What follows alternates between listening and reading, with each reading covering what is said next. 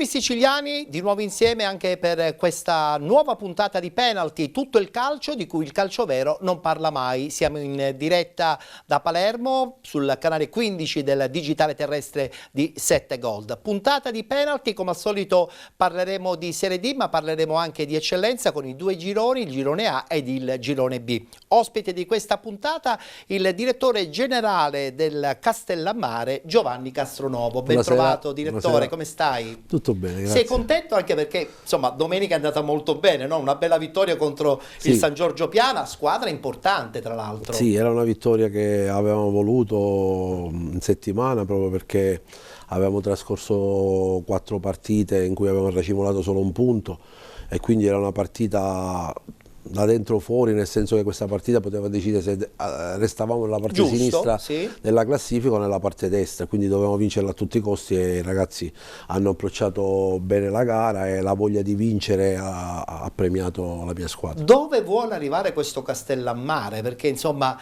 da più parti si parla di una realtà comunque in crescita. È una realtà sana dove un giovane può mettersi tranquillamente in evidenza perché non ha le pressioni, viene messo come dire, al centro del progetto da parte della società, tant'è che la politica dei giovani non è una politica fatta di chiacchiere ma di fatti, perché l'anno scorso nel girone A abbiamo vinto il premio per aver schierato più giovani, no? E questo è sicuramente una bella cosa. È la dimostrazione che quest'anno diciamo, è una prosecuzione del lavoro dell'anno scorso, seppur essendo cambiata la linea tecnica, la guida tecnica, però comunque c'è una prosecuzione sia di uomini che di moduli e di obiettivi. Ovviamente la cosa più importante per Castellammare, che non ha un grosso budget, non ha una società dove ci sono degli imprenditori che possono diciamo mettere... che sa il suo percorso. Sì. E questa è una la cosa classica squadra di categoria. Classica squadra di categoria, giusto? Spende quello che può spendere, lo fa bene, lo fa in maniera seria e soprattutto i giocatori che stanno insieme da diversi anni, che proprio sono legati in maniera atavica a questa maglia e danno tutto per questa squadra. Ritorneremo chiaramente a parlare del campionato di eccellenza nella seconda parte della nostra trasmissione, perché adesso dobbiamo parlare di Serie D, lo facciamo giustamente con Giovanni Castronuovo. E una cosa che ti voglio dire immediatamente: è una gara a 4 la vittoria finale, oppure pensi che qualcuno poi si perderà per strada, soprattutto nel girone di ritorno? Ma sai, 4 squadre che si vanno dietro non lo so. Certamente sarà un campionato diverso da quello dell'anno scorso, dove il Trapani l'ha fatta da padrone. E l'anno prima ancora del Catania. Esatto, non c'è stato campionato, sarà un campionato più avvincente, perché sicuramente tra Vibonese, Siracusa, Reggina soprattutto e Scafatese, diciamo che ci saranno queste squadre che se la contenderanno fino alla fine. Però ci piace questa stagione? Sì, assolutamente sì, anche perché è avvincente. Assolutamente sì, anche perché voglio dire non c'è nulla di scontato, e poi la bellezza del campionato di Serie D quest'anno, ma lo è anche dei gironi di eccellenza, è che Scafatese Akragas non è una partita scontata. È vero, sono d'accordo. Tant'è che è finito 1-1 con molte recriminazioni da parte dei... Sono partite dove comunque l'equilibrio esiste. Esatto. Poi che magari arriva il gol all'ultimo istante, oppure per un infortunio. Questo ti dimostra che tu non puoi mai bollare, devi sempre approcciare bene le gare con massima intensità, e quindi se entri diciamo con scarsa motivazione o scarico e trovi una squadra che si deve salvare, che invece ha quella grinta maggiore, possibilmente becchi la giornata negativa. Becchi la giornata negativa, è vero. Allora, parliamo a questo punto di Serie D, parliamo della Lega Nazionale Dilettanti.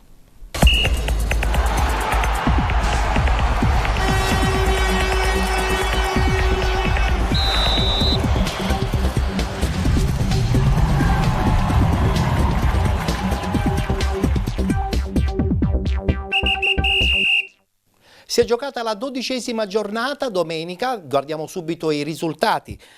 Akragas che perde in casa contro l'Enna 1-0, FC Pompei pareggio in casa con la Nuova Egea Virtus, Scafatese FC batte l'Ocri 1909 4-0, Paterno Calcio batte Città di Aciriale 1-0, San Biase batte Città di Sant'Agata 3-1, pareggio tra San Cataldese e Castrum Favara, Siracusa Calcio batte Licata Calcio 1-0, vittoria fuori casa per la Regina contro la Vibonese Calcio ed infine il pareggio tra Nis FC e Ragusa Calcio.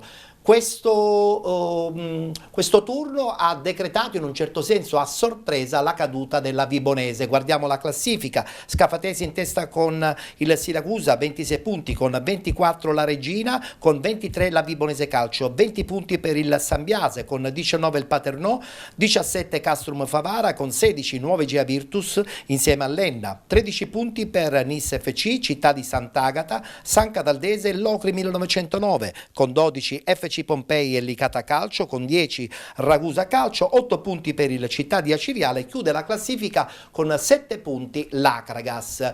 Si ritornerà in campo chiaramente domenica prossima, subito la schermata degli incontri che si disputeranno: Acragas Paterno Calcio, Città di Aciviale Nis FC, Città di Sant'Agata Locri 1909, Enna Calcio Sambiase, Licata Calcio Vibonese Calcio, Nuovi Gea Virtus Castrum Favara, Ragusa Calcio San Cataldese, Regina 1914 FC Pompei ed infine il big match Scafatese FC Siracusa Calcio. Allora, partiamo invece da questo momento certamente molto negativo dell'Acragas. Un po' il cuore ti è rimasto ad Agrigento, no? Insomma, una stagione molto importante. Adesso addirittura si parla che il presidente Deni molli definitivamente la barca. Per intanto c'è questa sconfitta interna contro l'Enna ed è una cosa che un po' dispiace e spiazza, soprattutto per una piazza importante come Agrigento. Che ne pensi? Ma penso che ad Agrigento ho lasciato più che il cuore, perché Immagino. comunque questa società l'ho creata io dalle ceneri della radiazione, dopo un anno. La prima fase della ricostruzione è tutta tua, diciamolo pure. No, non tutta mia, ma insieme ad altre persone. Nominativi, certo. Comprendi bene che, diciamo, c'è un legame particolare. Che Deni molli mi sembra difficile, perché comunque è una persona che ha investito nell'Acragas, l'ha fatto bene, l'ha fatto male, non lo so, non sta a medirlo, però certamente ha messo in campo risorse, si è speso per questa società che comunque e allora perché questa dichiarazione? Così per smuovere un po' la piazza? Guarda, non te lo so dire, certamente magari incalzato dai media, stanco, deluso per quello che è successo, magari ha avuto questa uscita forse probabilmente infelice. So che forse qualche trattativa magari dietro le quinte c'è, però il problema è che la domenica si va di nuovo in campo. È vero. E quindi bisogna essere, non c'è tempo da perdere, bisogna essere pragmatici. Purtroppo sicuramente, lo dice la classifica, non è un mio giudizio, si sono fatti degli errori. Nella valutazione alcuni giocatori si è stati un po' sfortunati perché manca una prima punta, ma la prima punta era stata presa. C'è un attaccante greco che non ha mai giocato, di cui si diceva un gran bene. Ci sono dei giocatori come Tuccio, Lofaso, Grillo, dico che sono conosciuti, sono giocatori anche di categoria, di grande livello. Forse magari qualcosa dietro poteva essere fatto in maniera diversa, qualche scelta infelice come quella di non confermare Cipolla, Fragapane e anche Desiderio Garufo, poi è andato in rotta di collisione. Il fatto che è stato cambiato un allenatore, è arrivato Pino Rigoli, poi è andato via, probabilmente per delle frizioni con un gruppo della squadra, però numero alla mano, l'unica vittoria tutto che ha questo fatto... non fa bene chiaramente al gruppo, non fa bene alla classifica, e questo poi è lo specchio di quello che accade. Senti, una battuta sull'Enna, perché comunque vincere ad Agrigento è sempre difficile, voglio dire, no? È sempre un campo pesante. Sì, ma l'Enna, diciamo che da un paio d'anni, quando questa dirigenza ha creato una bella realtà, tant'è che hanno fatto pure una specie di foresteria, sì, già organizzata, la casa Enna, quindi questo è una bella iniziativa. Sono delle cose che dimostrano la bontà della dirigenza. Poi c'è un allenatore come Pagana che la sa lunga, io l'ho visto giocare l'Enna alcune volte anche con la Nissa in Coppa Italia, e c'ha alcuni giocatori, tra cui questo Barrile che ha fatto gol ad Agrigento, che non è male. È una squadra di categoria e che penso c'è pure Cicirello, sì, che è un attaccante abbastanza importante. I suoi gol li fa sempre ogni anno. Assolutamente, quindi chi ce l'ha poi un attaccante così se lo tiene stretto. Diciamo, no? Che è una squadra che penso non farà fatica a salvarsi. È vero, è vero. Invece è finita 0-0 a Pompei lo scontro tra appunto FC Pompei, che ha un po' ridimensionato il progetto, e la Nuovi Gea Virtus, che invece insomma i punti suoi settimanalmente li fa e quindi non dovrebbe avere problemi, penso, no? No, credi anche tu nella fattibilità di una salvezza quasi certa? Ma io ti dico che secondo me l'Igea Virtus dopo le 4 potrebbe essere il quinto incomodo, perché addirittura secondo me, dico, ha un allenatore che io ben conosco perché ho avuto ad Agrigento, che è Ciccio Di Gaetano, Sì. so come fa, come lavora e come fa a giocare le sue squadre, c'ha giocatori importanti, Sì. c'è Giovanni Biondo che è stato pure ad Agrigento, lo conosco abbastanza bene, Maltese, Calafiore, dico, ha giocatori di categoria, e poi mi dice L'ambiente Ciccio, è tranquillo, ecco, poi. mi dice Ciccio che la dirigenza è L'ambiente è tranquillo. davvero inconiabile, una gestione tipo familiare, però non manca nulla, sono sereni, e quindi siccome comunque Barcellona è una bella piazza, se saranno messi nelle condizioni di Sì. ben operare, secondo me potranno fare bene anche in prospettiva playoff. Condivido. Per intanto ci guardiamo gli highlights e l'intervista anche a due protagonisti del Pompei. Pareggio appunto tra FC Pompei e Nuovi Gea Virtus, risultato finale 0-0.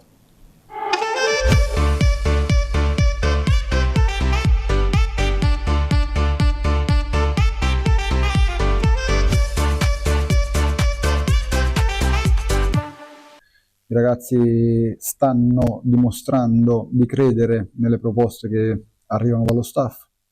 Hai ragione, hanno dimostrato anche oggi grande compattezza, abbiamo concesso poco ai nostri avversari, creato 3 o 4 occasioni di cui almeno 2 nitide, con un po' con un pizzico di fortuna in più e di cinismo in più probabilmente avremmo anche potuto portare a casa l'intera posta in palio. Io mi aspetto, sono sicuro che i ragazzi si alleneranno benissimo come hanno fatto sempre dal mio arrivo e che daranno tutto in campo sia a livello di cuore che di testa che di gambe. Col mister stiamo cercando di lavorare anche in fase offensiva. Difensivamente stiamo facendo bene, ci manca quel passo in più per provare a fare qualche gol e portare qualche punto in più a casa. Noi possiamo dire la nostra con tutti. Sicuramente sarà uno stimolo giocare in uno stadio importante, penso che chiunque sia stimolato da questa sfida e ce la metteremo tutta per provare a portare i 3 punti a casa.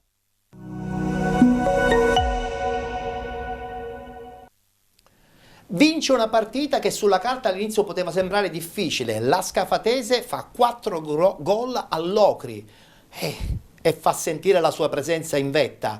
Una battuta su questa Scafatese, che ne pensi? Ma penso che l'organico, la bontà dell'organico è sotto gli occhi di tutti. Hanno qualche momento di pausa, esatto, non so se l'hai notato pure ho tu. notato magari la mancanza di continuità, nel senso che ci sono state delle partite in cui magari le aspettative sono state tradite, perché con questi giocatori insomma dovresti quasi vincere tutte le partite, però questo come dicevo in apertura è il campionato di Serie D, dove nulla è scontato, e quindi probabilmente in alcune partite magari hanno approcciato male la partita e quindi non hanno vinto, però se confermeranno questo organico e magari faranno qualche operazione in entrata a dicembre, certamente la Scafatese potrebbe giocarsela fino all'ultimo e vincere il campionato. L'Ocri però in picchiata libera dopo l'inizio bellissimo di mister Cozza. Ma sai, l'Ocri è una bella realtà che all'inizio magari ha avuto il suo momento Si è un po' magico. illusa anche, Ma non so se si è illuso, poi magari sono venuti fuori problemi, perché magari sono andati al di là delle aspettative. Io per esempio ho visto all'inizio della seconda partita l'Ocri Acagas, Sì. L'Ocri non meritava di vincere, ma ha vinto 2-0, quindi ci sono dei momenti in cui tu non meriti, però l'episodio è a tuo favore. Questa è la famosa Serie D. Esatto. Questa è la famosa Serie D. Però poi alla lunga, se non meriti, poi le partite non le vinci. Voltiamo pagina perché dobbiamo parlare adesso, ahimè, del Città di Aciriale. 1-0 in casa del Paternò, una sconfitta ennesima che fa un po' sprofondare la squadra acese in una zona decisamente pericolosa. Qual è il problema di questo Aciriale? Un problema di gruppo, di squadra, oppure un'idea tattica, tecnica che forse lascia a desiderare per la categoria? Secondo me il problema iniziale, da quello che leggo nei social e per notizie raccolte, sta a monte della dirigenza, perché pare che diciamo, questo gruppo dirigenziale, in particolare vedo degli attacchi quasi settimanali al presidente Di Mauro, evidentemente c'è qualcosa ad Aciriale che non va. Su tutte, per esempio, il fatto che la bandiera della Cireale, che Peppe Savonarola è stato tra virgolette fatto fuori. Per contrasti penso con questa dirigenza, perché questo è stato il tema, non fa parte dell'organico. capisci bene che questo incide molto intanto sulla tifoseria acese, probabilmente il budget non è elevato ed è stato anche speso male, e poi sai, indossare la maglia della Ciriale non è per Anche tutti. se io credo però, Giovanni, che bisogna anche fare in modo di dimenticare il passato, perché questo passato della Ciriale è un passato talmente lontano che non è pensabile di avere ancora quella mentalità obbligatoriamente legata alla Lega Pro e alla Serie, la Sì, serie però B. Ciriale- Certe volte la dimensione diventa quella Lo di alcune capisco, realtà. però la tifoseria Ciriale è una tifoseria molto calda, ma competente ed esigente. Questo sì, Quindi da questo sì. punto di vista indossare la maglia della Ciriale non è per tutti. Non è Ci per vogliono tutti. giocatori con gli attributi e probabilmente Qualcuno soprattutto in casa, perché soffre. poi ovviamente appena senti dalla tribuna dei mugugni o c'hai gli attributi per andare avanti comunque o se non ti smonti, e secondo me è quello che sta accadendo. Condivido. Diciamo Vedremo come andrà a finire, Esatto. vedremo come andrà a finire. Adesso ci guardiamo il servizio, bella vittoria comunque del Paternò, 1-0 proprio contro il Città di Aciriale.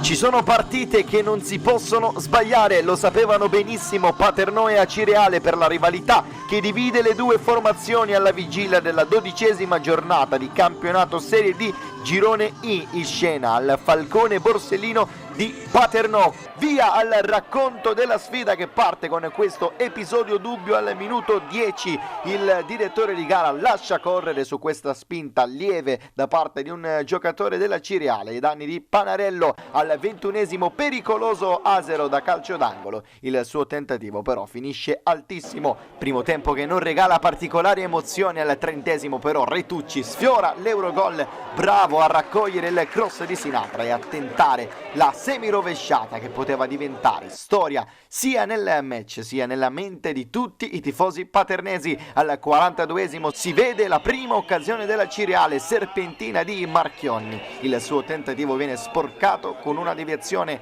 Nel secondo tempo cambia la storia del match e le occasioni iniziano a fioccare da una parte e dall'altra. Prima il tiro di Angelo Guida che termina alto, poi la Ciriale prova a rendersi pericoloso. Il colpo di testa di un giocatore granata non trova nessun compagno. Al 13esimo il Paternò in contropiede all'opportunità per trovare la rete del vantaggio. Pinotti è entrato al posto di Retucci, pesca tutto solo Alessio Asero. Il capitano rossazzurro sterza ma non riesce a calciare con la giusta forza per sorprendere il portiere avversario. Siamo intorno alla metà del primo tempo, la Ciriale ci prova, Marchionni disegna per Chironi, ottima chiusura di Marino. Poi nel capovolgimento di fronte la Ciriale perde palla in una posizione di campo sanguinosa. Guida scambia con Pinotti, poi il numero 27 vede l'arrivo dalle retrovie del capitano Alessio Asero servito. Il numero 11 cerca di liberare la conclusione ma subisce l'entrata scomposta di Cassese che si prende anche il cartellino giallo e dal calcio di punizione. Ecco l'episodio chiave della sfida. Ad incaricarsi della battuta il numero 5 Marino che prende la mira e calcia. Complice una deviazione, il Paternò passa in vantaggio e il Falcone Borsellino si trasforma in una bolgia. Per il numero 5 si tratta del primo gol in campionato, gol che si rivelerà pesantissimo. La gara continua a regalare emozioni, prima il tentativo di Asero, poi la Ciriale pericolosissimo, cross di Marcianò per Marchionni, brivido per la difesa rossa-azzurra con il pallone che prima sbatte a terra e poi termina alto sopra la traversa.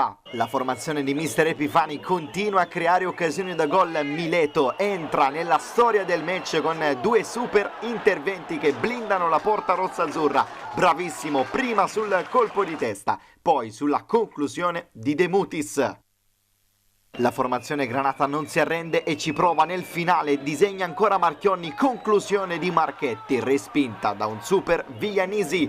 6 i minuti di recupero concessi, al termine dei quali il Paternò può festeggiare una vittoria pesantissima contro la Ciriale. Il Paternò si porta a quota 19 punti in classifica, a ridosso dalle posizioni playoff, e adesso può pensare anche in grande.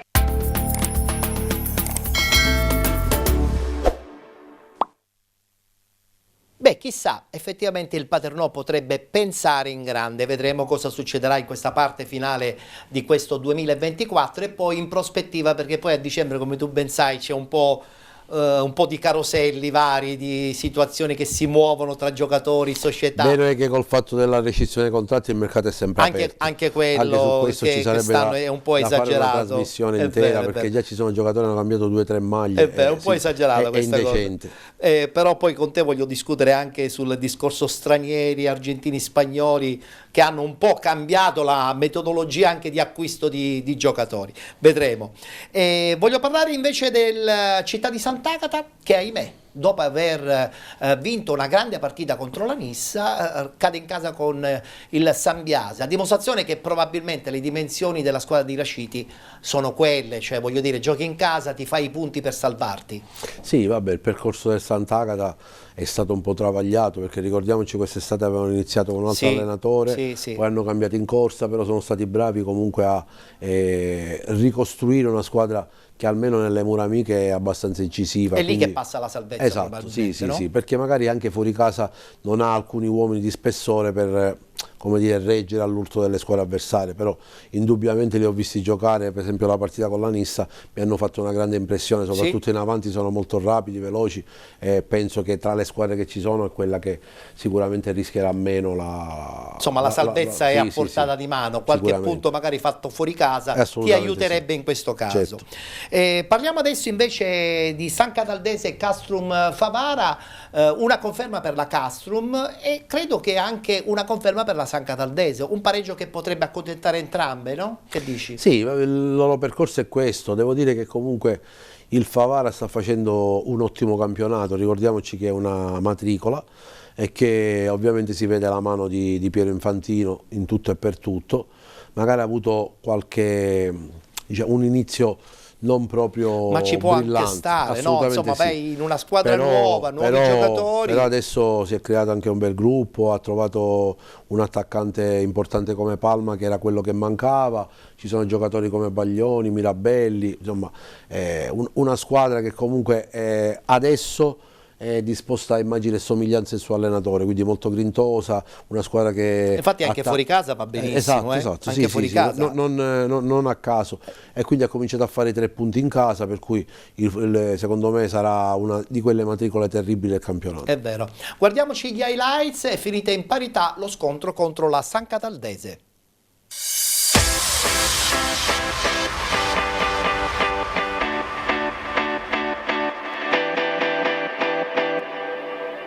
San Cataldese e Castrum Favara, gara valida per la 12ª giornata del campionato di Serie D Girone I.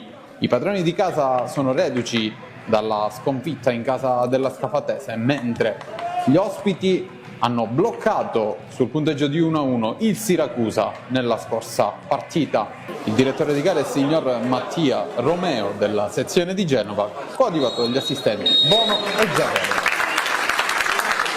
Con le immagini del primo tempo andiamo subito al minuto 11 con Montaperto che recupera un intervento di testa di Cannino e prova la conclusione al volo, la palla però si spegne alla destra di Scuffia. Alla mezz'ora è il Castrum Favara ad avere 2 buone occasioni, entrambe con Palma che la prima volta si fa chiudere dall'uscita bassa di Dolenti, nella seconda invece prova una grande conclusione a giro col destro, ma trova ancora un miracolo del nostro numero 1.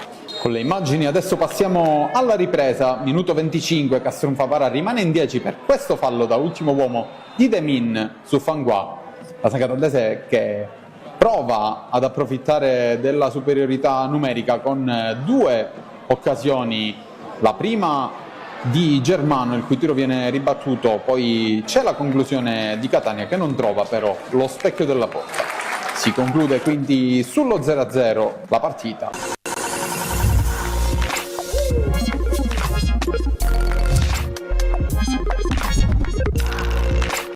Beh, adesso parliamo invece di questo Siracusa. Siracusa che comunque i suoi punti per pilotare questo girone ci sono. È una bella squadra perché i giocatori che insomma fanno parte di questo Siracusa tanto di cappello. 10ª giornata nel Ma girone dove I può di arrivare? Dove può arrivare questo Siracusa con queste Scafatese, Reggina e Vibonese che sono lì a pressare? È secondo me una delle favorite per blasone della piazza, per grande tifoseria e per organico veramente importante e vario. Poi se a dicembre le cose cambieranno, questo non lo posso sapere, nel senso che qualcuno si rinforzerà. Penso ovviamente alla Reggina, che è la maggiore indiziata a rafforzarsi ulteriormente. Sarà una battaglia fino all'ultimo. Penso che Siracusa comunque ha tutte le carte in regola per potersela giocare, anche perché, anche se ha cambiato gli effettivi, già un anno di campionato ad alto livello, quindi a livello di mentalità Siracusa rispetto alle altre Peccato squadre che non è è stata avanti. ripescata, Peccato Sì, proprio. ma diciamo, a prescindere che è un peccato, poi qua ci sarebbe da rivedere anche la questione dei playoff Su in Serie questa D, che storia veramente dei playoff è una perdita di tempo. ridicoli, Non capisco come ridicoli. la federazione ancora li faccia disputare, semplicemente Ridicoli. fare delle partite che o vinci o perdi non cambia niente. Non cambia niente, neanche il posizionamento in classifica per i ripescaggi. Insomma, è un grande bluff, secondo me, il progetto dei playoff. Voltiamo pagina perché parliamo proprio di questa Vibonese Reggina, uno scontro diretto che ha dato modo alla squadra calabrese di Reggio Calabria di, insomma, anche un po' smontare questo progetto importante della Vibonese. Una sconfitta in casa con la Reggina, insomma, Ettore, però guardavo la classifica, se la Reggina vince il recupero con la Cireale va prima. e infatti, Quindi la classifica ad oggi è bugiarda. certo. Per cui la caduta ci può stare, perché purtroppo la Reggina è anch'essa una corazzata, però voglio dire, per esempio ho visto Castrum Favara a Vibonese e devo dire che insomma è una gran bella squadra. Poi c'è un ragazzo palermitano che è Alessio Cardinale, che si sta ben disimpegnando, e poi ci sono quei giocatori che ha portato Meli dall'alto della sua esperienza e sapienza calcistica. C'è l'attaccante che a me piace tantissimo, penso che si chiami All'Acqua. All'Acqua, sì. Sì, è un attaccante Beh, di a parte che poi categoria c'è anche davvero, Terranova, voglio davvero dire, forte. nella Terranova, diciamo, già è una realtà per è la già Serie una D, realtà, è ormai anche un lusso per la consacrato, categoria. ma questo ragazzo già il secondo anno aveva fatto bene a Sant'Agata, Chiaro. è un giocatore secondo me di prospettiva. Tra l'altro l'arrivo anche di Trocini ha portato anche bene, perché appunto la Reggina vince in casa della Vibonese 1-0. Ci guardiamo gli highlights e l'intervista proprio ai due allenatori.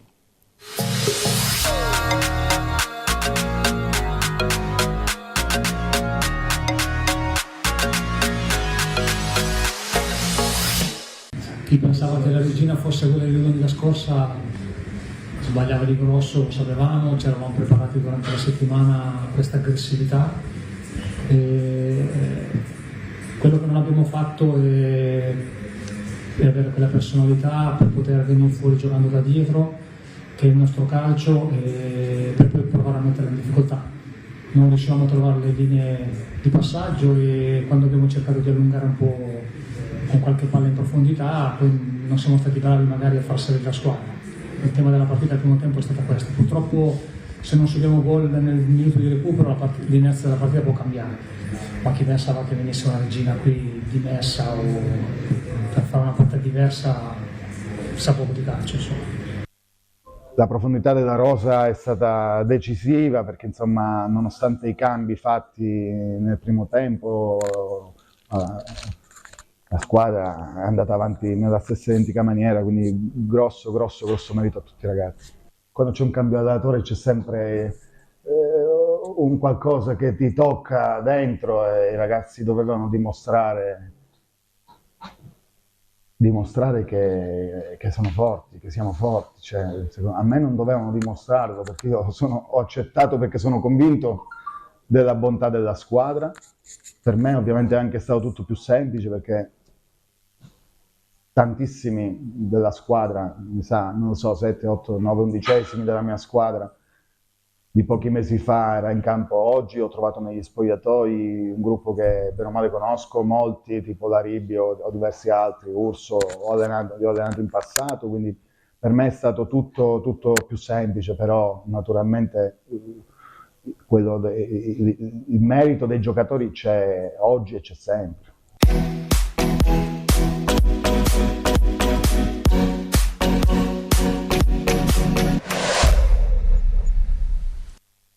Chiudiamo il tabellino riguardante il campionato di Serie D, l'abbiamo lasciata per ultima la situazione della Nissa che al termine della partita pareggiata in casa contro il Ragusa ha esonerato Terranova, è arrivato adesso Campanella 0-0, una partita diciamo anche un po' sfortunata per la squadra nissena, perché comunque secondo me ai punti avrebbe meritatamente vinto l'incontro, però è anche vero, proprio collegandoci al discorso che la Serie D è sempre un punto interrogativo, tu quella partita non la vinci, l'allenatore viene esonerato, cambia tutto. Assolutamente un parere?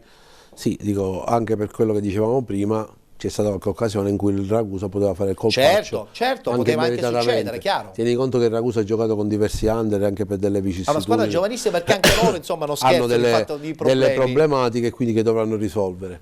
E purtroppo secondo me a Caltanissetta si sono create delle aspettative forse eccessive, soprattutto da parte del presidente Giovannone più che dell'area tecnica, perché l'area tecnica nelle loro dichiarazioni non ha mai detto di voler vincere il campionato, di giocarsela con le prime.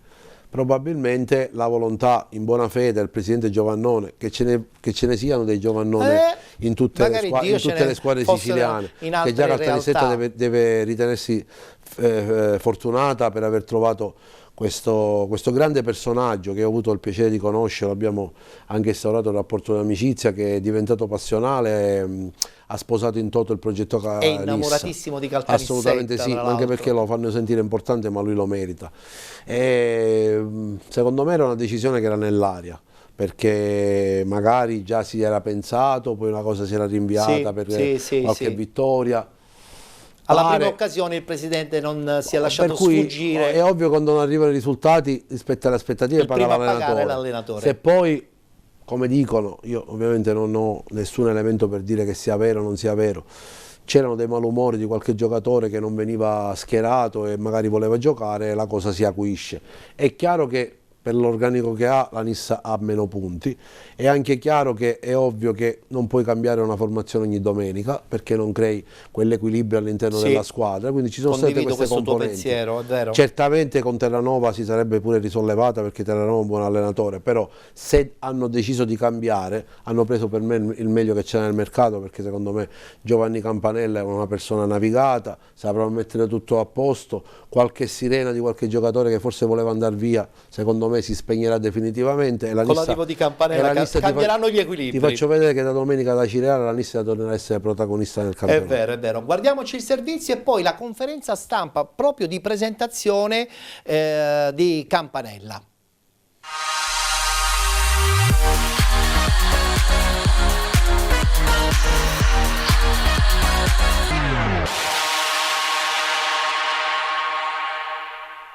Uno scontro salvezza vero e proprio nel ricco programma della 12ª giornata del girone I di Serie D. È la Nissa che ospita il Ragusa nella delicata sfida del Marco Tomaselli di Caltanissetta. I padroni di casa viaggiano a quota 12 punti, ma sono reduci dal 3-1 di Sant'Agata, che ha interrotto un'ottima serie di risultati utili consecutivi. Di fronte il Ragusa alla disperata ricerca di punti e che nelle ultime 5 partite ha raccolto soltanto 3 pareggi. Arbitra la partita il signore Andrea Santeramo, sezione di Monza, coadiuvato agli assistenti Fabrizio Perri di Lamezia Terme ed Elisa Lavarra di Cosenza. Dopo 5 minuti la Nissa, il cross di Maltese, la testa di Diaz, tutto fermo per posizione di fuorigioco. Il numero 9 aveva gonfiato la rete, questo il nostro rallenti, questa l'incornata non avrebbe potuto nulla l'estremo difensore del Ragusa. Minuto 11, palla ancora per Diaz che lavora bene stavolta e pulisce il possesso per il Rodulo. L'ex Licata va alla conclusione che è centrale, il portiere la intercetta, arriverebbe poi la ribattuta di Diaz, ma è ancora una volta tutto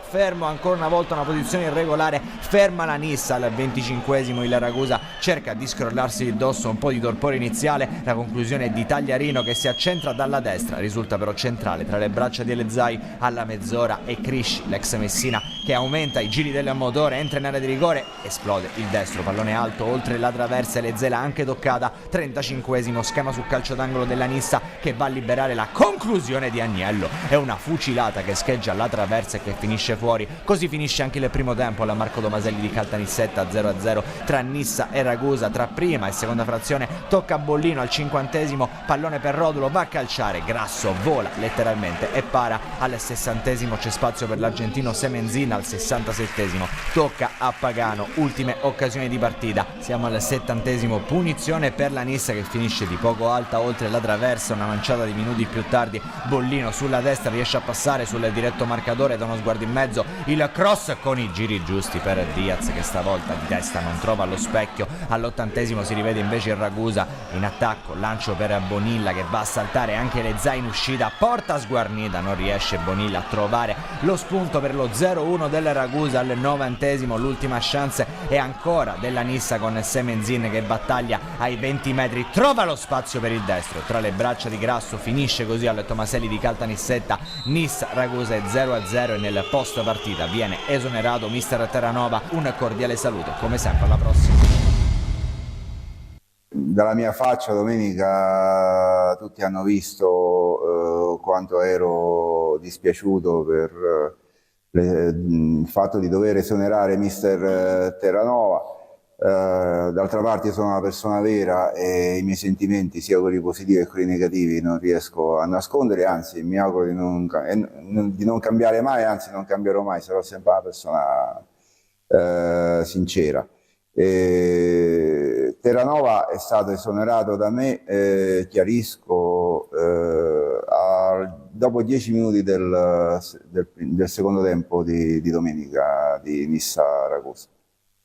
Anche se avessimo vinto la partita per un gol casuale sarebbe stato esonerato lo stesso, quindi non è stato esonerato per la contestazione che c'è stata dopo la partita, ma perché dopo 10 minuti del secondo tempo ho capito che non c'era quell'alchimia tra mister Terranova e la squadra che poteva permettere di proseguire a noi un campionato diciamo che desidereremo migliore, delle prestazioni dei calciatori della squadra migliori, ma non per colpa di Terranova, chiarisco. Questo fatto dell'alchimia che non è nata può derivare da tanti fattori che non scopriremo mai, non sapremo mai. Ringrazio mister Terranova intanto per il lavoro fatto lo scorso anno straordinario insieme al direttore Russello. Resterà il ricordo di quell'anno meraviglioso vissuto dentro il mio cuore e dentro il cuore di tutti i tifosi. Non è stato esonerato prima Terranova da me perché nonostante che tantissime persone, la maggior parte dei tifosi lo chiedessero, perché non ero convinto prima io di farlo, anzi sono contento di non averlo esonerato prima perché ci ha regalato Terranova insieme a questa squadra delle bellissime partite, quali in particolare la vittoria all'Ocri, la meravigliosa vittoria con la capolista Scafatese, la meravigliosa partita contro la San Cataldese che abbiamo perso a causa ci abbiamo pareggiato a causa del rigore dubbio. Quindi non è che quello che ha fatto Terranova e la squadra con Terranova è andato tutto male, però è mancata la continuità.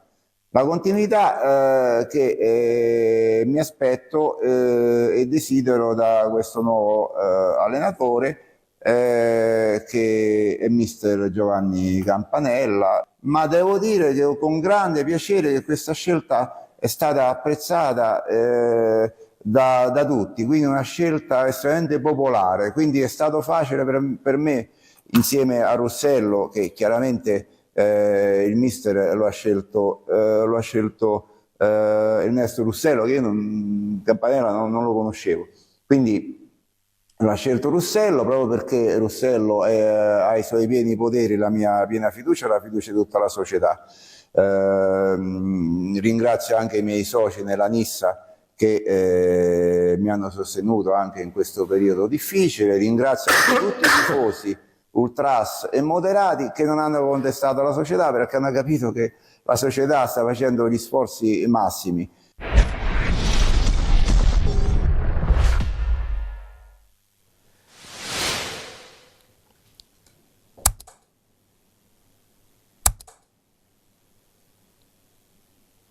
possiamo augurare solo buon lavoro a Campanella. Dico bene, no, Sì. Giovanni? Auguriamo buon lavoro, sperando che insomma i risultati possano tranquillizzare anche l'ambiente e soprattutto anche il presidente, che era molto molto amareggiato, perché una decisione di questa insomma è sempre una decisione difficile da prendere. È la chiara dimostrazione del fatto che giustamente l'anno scorso Luca è stato al primo anno da presidente, Sì. e aveva vissuto una stagione rosea, non si era mai imbattuto, E perché quindi... poi il problema anche nel calcio è affrontare le difficoltà, perché quando vinciamo siamo tutti bravi, quando poi cominciano le sconfitte E lì bisogna sapersi gestire. sapere gestire il momento. Non è mai facile. Non è mai facile. Ci fermiamo, c'è la pubblicità, tra poco rientreremo in studio, i 2 gironi di eccellenza ci aspettano. A tra poco.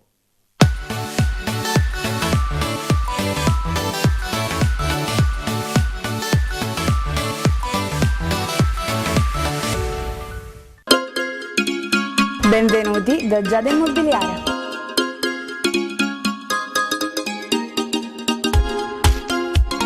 La professionalità come punto di partenza, la qualità dei servizi come riferimento essenziale. Tutto questo è Giada Immobiliare di Giuseppe D'Antoni.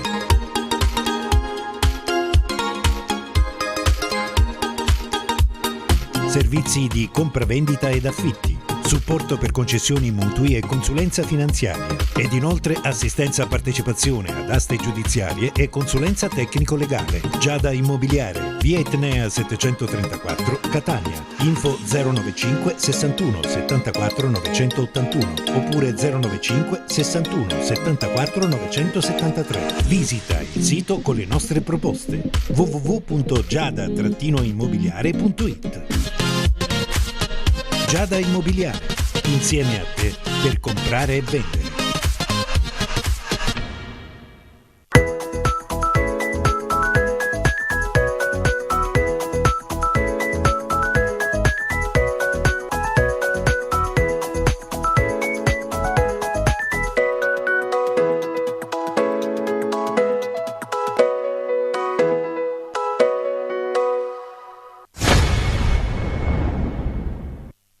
Eccoci rientrati in studio, parliamo subito del campionato di eccellenza e partiamo con il girone A.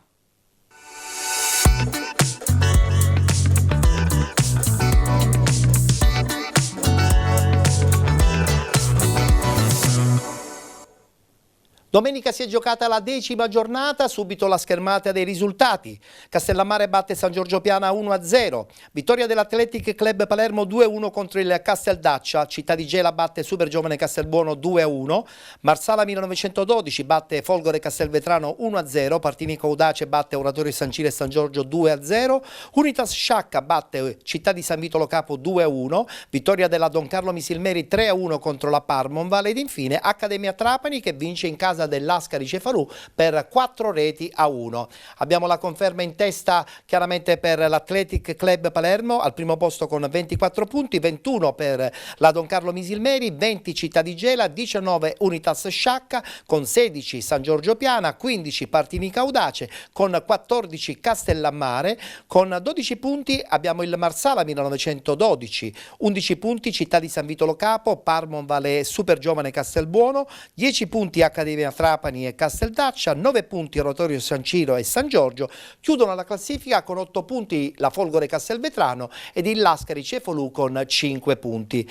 Girone A dove abbiamo questa conferma dell'Athletic Club Palermo, però prima voglio parlare della Don Carlo Misilmeri, perché insomma vincere una partita con la Parmonval, dove anche tu insomma hai avuto dei trascorsi, credo che abbia confermato che la squadra di Napoli è lì, se la gioca, o sbaglio?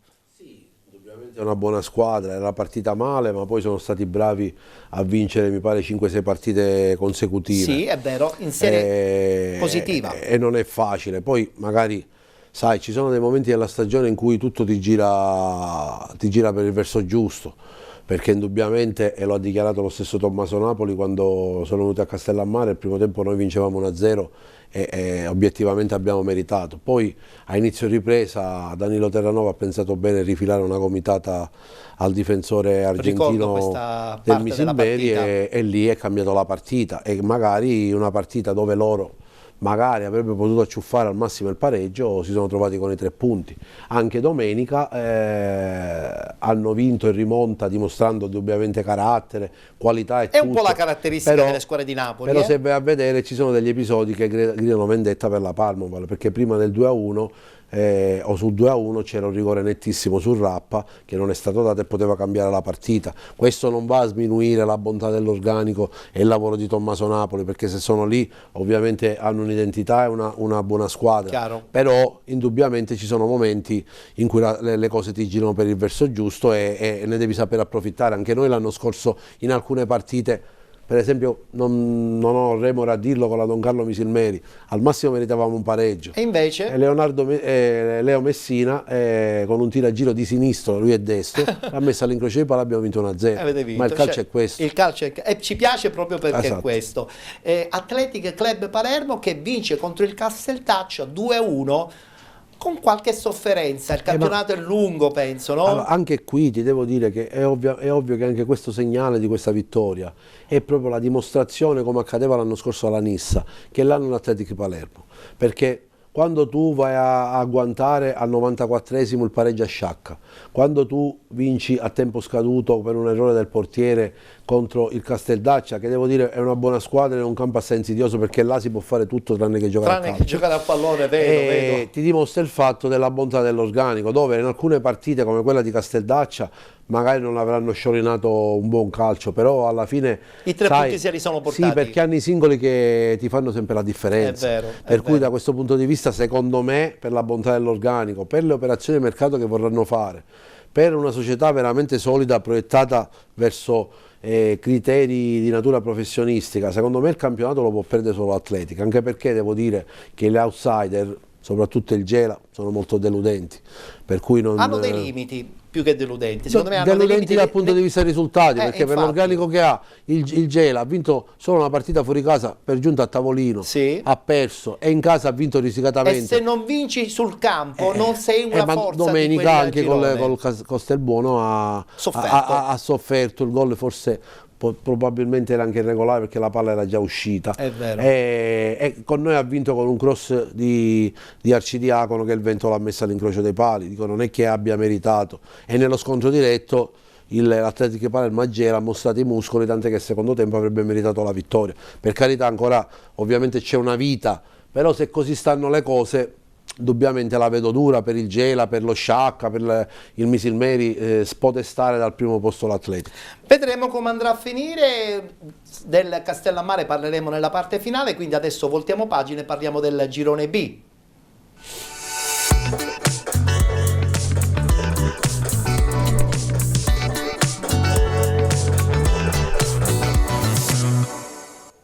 Anche qui si è giocata la 10ª giornata del girone di andata, subito i risultati: Gioiosa batte Vittoria 1-0, Imesi Atletico Catania batte Città di Aci Sant'Antonio 1-0, pareggio tra Rosmarino e Ionica FC, così come tra SC Palazzole e Nebros. Città di Avola 2020 batte Real Siracusa Belvedere 4-1, pareggio 3-3 tra Leonfortese e Città di Mister Bianco, pareggio anche tra Mazzarone Calcio e Leonzio 1909 ed infine big match importantissimo vinto dal Milazzo 2-1 contro il Modica.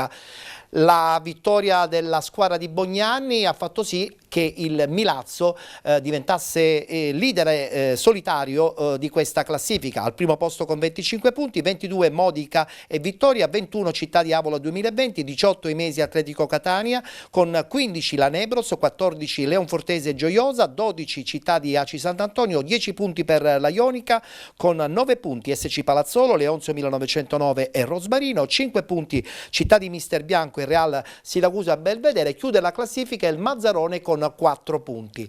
Prima di parlare del big match ce lo guardiamo con questo bel servizio di Paolo Munafò.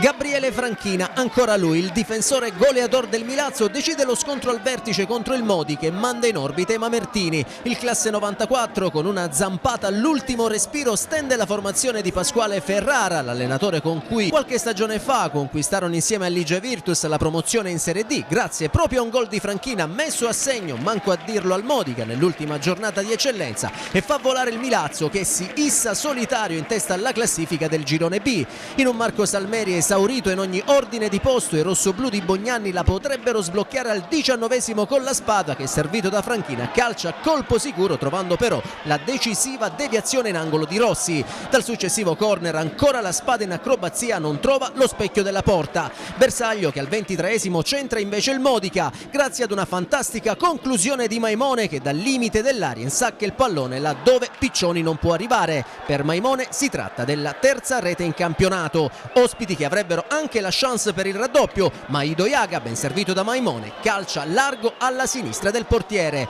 Il Milazzo però non ci sta e dopo aver fatto le prove del pareggio con Franchina, che al 32esimo manda di poco alto sulla traversa, i rossoblù rimettono tutto in equilibrio al minuto 36 quando la spada di testa gira alle spalle di Pontet, il cross di Salvo facendo esplodere il Marco Salmeri. 1-1 e gol che l'attaccante mamertino dedica con tanto di maglia al nonno recentemente scomparso. Nella ripresa però, dopo un piazzato di Maimone per gli ospiti che si perde largo non di molto, il Milazzo torna a spingere. Al 62esimo troverebbe il vantaggio con Salvo, ma il signor Bogo, su indicazioni del secondo assistente Cono, annulla per fuorigioco. I rossoblù non si perdono d'animo e al minuto 67 solo i decisivi interventi di Pontet prima e di Maglia sulla linea poi negano a Franchina la gioia del gol. L'estremo del Modica è decisivo anche 4 minuti più tardi, mettendo in angolo il sinistro di Diallo. Il Modica prova a reagire reclamando anche un calcio di rigore all'80esimo per un presunto tocco di mano di Cassaro, ma il fischietto di Oristano dice di no. Nel finale poi il Milazzo si riversa in avanti alla ricerca del gol vittoria e dopo la zuccata di Ferre bloccata da Pontet, i rossoblù assestano il colpo letale al minuto 96 quando Franchina risolve in mischia col sinistro, facendo così Milazzo 2, Modica 1 e tifosi rossoblù in delirio per la rete numero 5 in campionato del difensore barcellonese che consegna ai suoi vittoria e primato solitario. L'1-0 finale consegna dunque al Milazzo la quarta vittoria casalinga, l'ottava complessiva in campionato. Rossoblù che rimangono imbattuti tra le mura amiche e salgono a quota 25 punti, volando solitari in testa alla classifica, più 3 proprio sul Modica che rimane invece a 22 e scivola in seconda posizione insieme al Vittoria.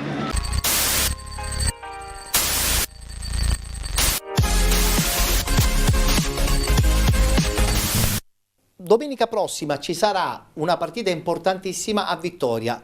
Sbarca il Milazzo. È un punto interrogativo questa partita. Il Vittoria deve assolutamente vincere per non essere distaccato e c'è la conferma anche da parte della squadra giustamente di Bognanni, certo, che venderà cara la pelle. Assolutamente sì, e magari tra i due litiganti potrebbe goderne il Modica. Certo, insomma è un girone sì. molto... Io penso che a differenza del girone A qui sarà molto equilibrato, perché Modica, Vittoria e Milazzo hanno degli organici importanti e per trovarsi lì a questo punto della stagione secondo me se la potranno contendere. Poi sappiamo bene che a dicembre sarà un altro campionato, è vero, e le risorse soprattutto del Vittoria rispetto alle altre mi sembrano superiori, anche se il Modica diciamo non starà a guardare. Non conosco quelle del Milazzo obiettivamente, quindi non posso esprimermi, però già hanno degli organici importanti che se continueranno su questa falsariga. E poi alle spalle sta per arrivare anche a questo Imesi Atletico Catania che punto dopo punto è lì. Assolutamente, infatti dico, il buon Proto probabilmente, se lo riterrà di rafforzare ulteriormente la squadra, potrebbe essere insidiosa, come comunque guardo con grande piacere e simpatia al Città di Avola che sì, diciamo con Attilio Sirigu. Assolutamente sì. Diop è sempre un giocatore importante per queste categorie, tant'è che domenica è andato in gol ed è una certezza, e quando si ha questi giocatori in organico nulla è precluso. Stiamo guardando le immagini proprio della vittoria del Gioiosa contro questo Vittoria. Gioiosa che secondo me in casa le vince tutte. Ma questo ti ripeto è la dimostrazione del fatto che sia la Serie D, ma in questo caso l'eccellenza probabilmente la classifica, i blasoni o gli organici vengono come dire azzerati rispetto a quelle che sono le motivazioni, la grinta, la volontà, perché comunque dalle immagini sì, il Vittoria avrebbe potuto pareggiare, però non mi sento di dire che la vittoria gioiosa non sia meritata. Comunque sarà una bella partita domenica a Vittoria, sicuramente tra Vittoria e Modica, anche il pubblico che inciderà notevolmente, perché Vittoria vuole assolutamente la Serie D. Sai, però queste partite che devi per forza vincere possono condizionare il Vittoria, mentre il Milazzo potrebbe andarci più tranquillo. Vittoria c'ha uomini che sanno fare queste partite, è vero, per cui Santo Previtera, Gudiac, dico, non hanno bisogno di presentazione. Allora abbiamo chiuso la parentesi del campionato di eccellenza Girone B, ma facciamo un passo indietro, ritorniamo a parlare di questo Castellammare, Girone A, bella vittoria domenica scorsa, adesso andate a giocare a Castelbuono. Una partita che sulla carta molto insidiosa. È molto insidiosa perché soprattutto il super giovane in casa è arcigno. Bisogna fare complimenti a Ivano Vetere e comunque la dirigenza del Castelbuono, perché ancora una volta con risorse assai limitate hanno creato un organico di tutto rispetto. Fra l'altro io lo conosco perché è l'allenatore di mio figlio Marco Vittorietti, che è l'allenatore più giovane probabilmente d'Italia, diciamo di queste categorie. E comunque è una squadra che ha 11 punti, domenica gli è stato scippato, calcisticamente parlando, un punto probabilmente meritato a Gela, e questo dimostra il fatto che andare a giocare a cospetto del Gela con la mente libera, giocando a calcio e facendo una buona partita, diventi pericoloso. Dimostra il fatto che si tratta di una squadra assolutamente pericolosa, quindi noi siamo consapevoli della difficoltà della partita, però ti dico che quando la mia squadra riesce a giocare come ha giocato sabato, con testa, cuore, grinta e voglia di vincere, diciamo ce la possiamo giocare con tutti. Bene. Castellammare, che mi dicevi meriterebbe un po' più di adesione da parte anche del pubblico, perché poi alla fine il pubblico anche in queste categorie, volendo un po' incide, anche nelle forze imprenditoriali sane della città, da parte dell'amministrazione comunale, ci vorrebbe un pochettino più di interesse e partecipazione, perché adesso la società si regge tra, diciamo, siamo 4 persone. Ci sono io, Nino Mancuso, Peppe Mione e Peppe ex allenatore che oggi quest'anno fa, per scelta sua, per problemi lavorativi e familiari, il team manager, ma è parte integrante. E poi c'è il nulla, abbiamo diverse persone che collaborano, magazzinieri, cioè non manca tutto. Per fortuna però avete lo stadio, voglio dire, abbiamo già lo stadio, è una bella cosa, no? Ma devo dire abbiamo anche l'organizzazione, perché non è lasciato nulla al caso. Se ci fosse la possibilità di qualcuno che pronto a investire? Pronto a innamorarsi di questa realtà, facendo gli investimenti e le sponsorizzazioni, penso che potremmo fare quello step che ad oggi ci manca per mancanza di risorse. Io credo che la vostra distanza tra Trapani e Palermo abbia inciso sul fatto che sono in pochi a investire, no? Investono più per Trapani, un po' più per Palermo? No, io più che altro diciamo da quelli di fuori mi rivolgerei ai castellammaresi. Certo, perché chiaro, basta spostarsi qualche chilometro e ad Alcamo farebbero follie per una squadra in eccellenza, ne hanno una in promozione. Una in promozione e una in prima. Con uno stadio che sarebbe un fiore all'occhiello e che è ridotto a terra battuta, quindi Castellammare, che si trova nella massima espressione regionale, dovrebbe blindare, ovattare, coccolare questa squadra, e purtroppo non lo fa, mi dispiace. Mentre invece Giovanni Castronovo blinda la sua presenza in questo momento con tanto cuore per la causa del Castellammare, no? Sì, io sono là da 2 anni, sono abbastanza felice perché ho trovato davvero quella che mi dicevano e che ho potuto constatare essere un'oasi felice del calcio siciliano, dove comunque anche le difficoltà le abbiamo avuto, qualche volta le affrontiamo con grande serenità, trovando sempre cercando una soluzione, non trovando per forza il capro espiatorio, che è importante. Insomma, i problemi li rigestite tra di voi con serenità e tranquillità, magari risolvendoli. Cercando di prodigarci per risolvere, inutile piangerci addosso, accusare colpa di questo e colpa di quello, troviamo la soluzione e andiamo avanti. Quindi fino al 30 giugno sposo Sei questa lì. causa. Poi vediamo che cosa le vie può del Signore succedere. sono infinite. Assolutamente. Ti ringrazio per la tua presenza a penalty, hai insomma dato dimostrazione di una grande capacità di lettura del campionato di Serie D, ma anche giustamente quello di eccellenza, dove sei un protagonista proprio con questo Castellammare. Grazie per essere stato con noi, ci vedremo presto. Onorato prestissimo. dell'invito. Grazie dunque a Giovanni Castronovo, direttore generale del Castellammare, che partecipa al campionato di eccellenza. Noi chiudiamo qui la nostra puntata di penalty, grazie per essere stati con noi. Vi ricordo domani su TVM Palermo, canale 19 del digitale terrestre, alle ore 22 la puntata che vi darà modo di conoscere il campionato di promozione ma anche il campionato di prima categoria. Grazie per essere stati con noi, appuntamento al prossimo mercoledì naturalmente per una nuova puntata di penalty.